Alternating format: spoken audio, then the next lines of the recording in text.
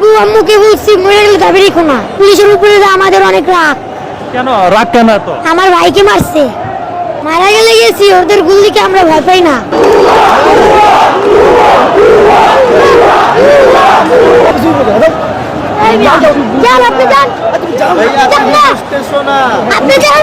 তুমি এখানে কেন আসছো? আমি এখানে আসছি আন্দোলন করতে। আন্দোলন করতে তুমি পারো? জি পারি। তখন দেখলাম পুলিশের দিকে তুমি তেড়ে যাচ্ছ কেন? জি পুলিশের উপরে আমাদের অনেক রাগ। কেন রাগ কেন এত? আমার ভাইকে মারছে।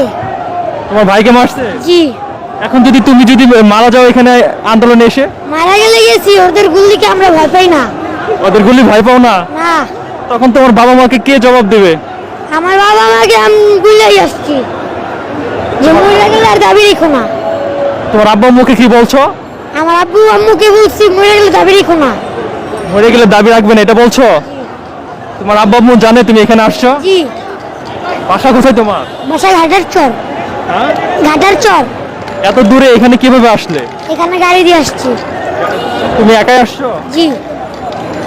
এই যে এখানে বড় বড় মানুষ আন্দোলন করছে, গুলি করছে, পুলিশে এর আগে তো খবরে দেখছো না? দেখছি। আমার ভাইও তো গুলি খেয়ে মরছে।